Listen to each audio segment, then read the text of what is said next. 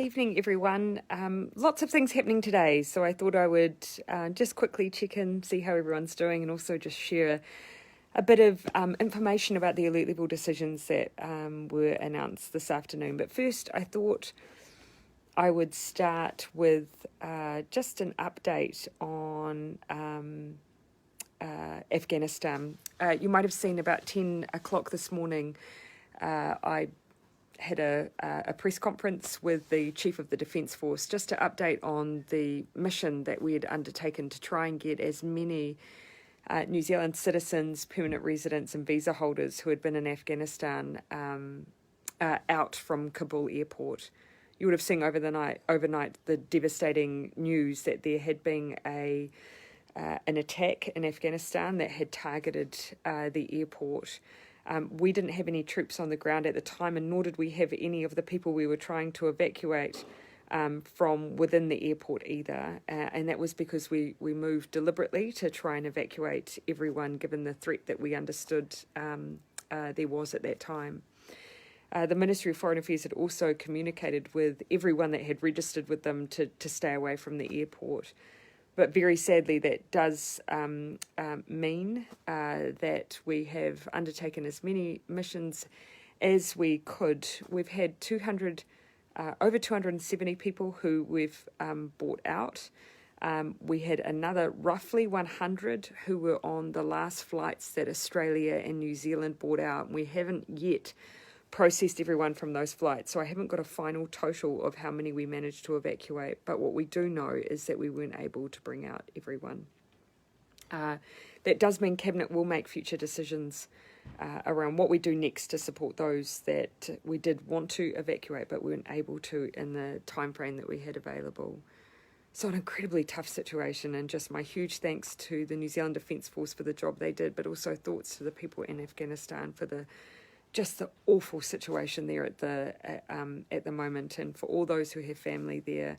We will keep working hard to support those that we were working to bring home. Now to a quick update on alert levels. So you will have seen this afternoon, or perhaps you missed it. We made some decisions this afternoon around what would happen for all of New Zealand excluding Auckland. And so we've done that. We've indicated that it's our intention, we're planning from 11:59 p.m. on Tuesday to lift all of New Zealand, bar Auckland and Northland, into level 3. So that means that we will have had that we would have had that full 14 days, that we've had good wastewater testing, good testing rates.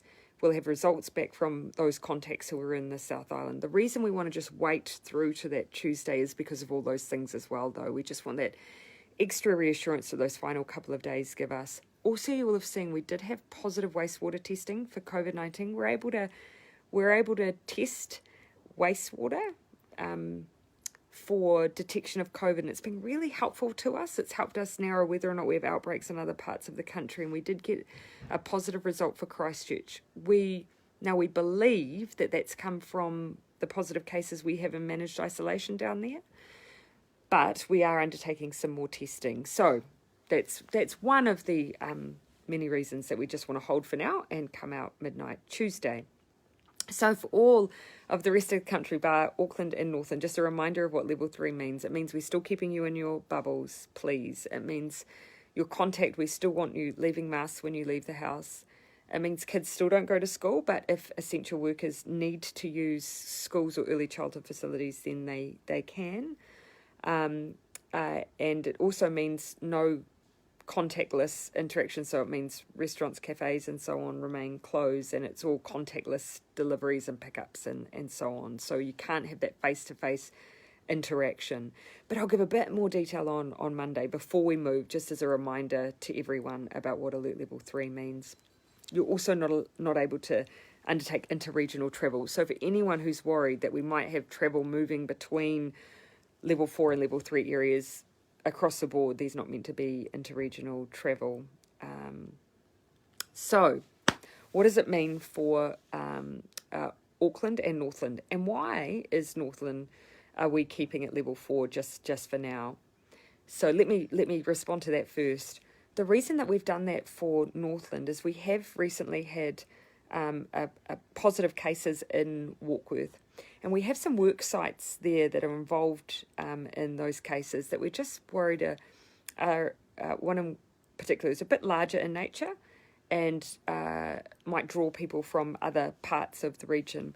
Also, just given it's a transit route, we just want to be a bit more cautious. That does not mean that we will always bring Northland and Auckland decisions together. It doesn't mean that Northland will be in level 4 for the same amount of time as Auckland. That is not the case. In fact, on Monday, we'll give another update on how long we think we might treat Northland in that way. But for now, we've just indicated that it's likely to be a little bit longer. So hopefully that clarifies why we're doing that. Those were the main things I wanted to cover off. Look, for Auckland, we haven't actually made those formal decisions for how much longer Auckland will be in level 4. As I say, we're doing that check-in on Monday. But I did indicate today that the advice that we're currently receiving is that it's likely to be another 2 weeks. And we were told that today, and we just made the decision to share that with Auckland to just give us as much certainty as we can and just to indicate what it is that we're being told and the advice we're getting, just so that people can plan, because I know just how hard this is on everyone, and I don't want to add uncertainty to that for everyone as well. Look, I see a wide range of questions that are coming through.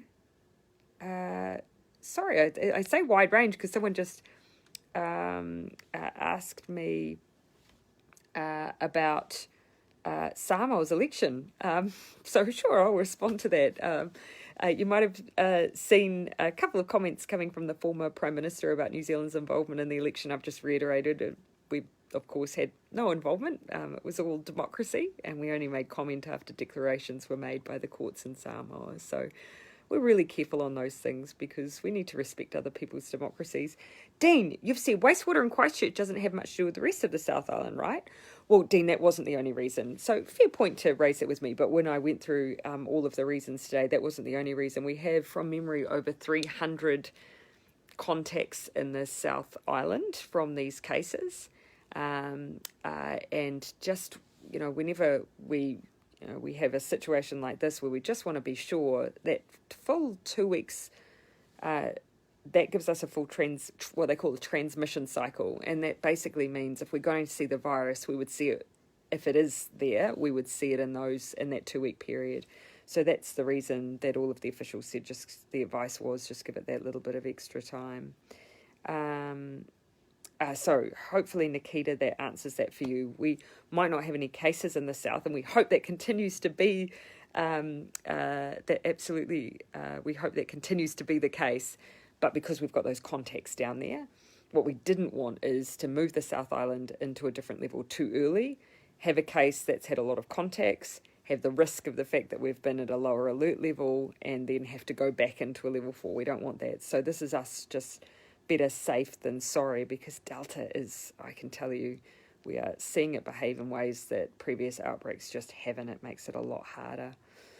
I'm just skimming through again. I'm trying to skim read as I talk to you to check. Michelle, you've asked about travel to Rarotonga. I actually can't answer your question, which is specifically about what different alert levels we'd need to be at for travel there to open up, because ultimately Rarotonga would make those decisions. But they're pretty good at just looking at if we have confidence, then they have confidence. So I think they do place a lot of weight on our alert levels to make those judgments. Let me just keep scanning through. I think I basically covered off most of the things that you've asked here. So I should probably just wrap and let everyone get back to their evenings. Thanks for joining me. In case you're wondering where I'm I am. I'm just at Premier House. This is I live in the top part of the house. Downstairs we have functions, and the top part of the house is where I live when I'm in Auckland. I'm just sitting next to a baby change table because we've not quite cleared out all of the things Neve hasn't needed since she's a toddler, and just spending a bit of time with the family. So I hope everyone is having, as much as they can, a bit of a mental break from some of the really difficult things that are going on right now, and just want to acknowledge how hard it is when we are in restrictions. And so my final word would be, it's not going to be like this forever. This is not our future. This is our now, and we can absolutely get through it.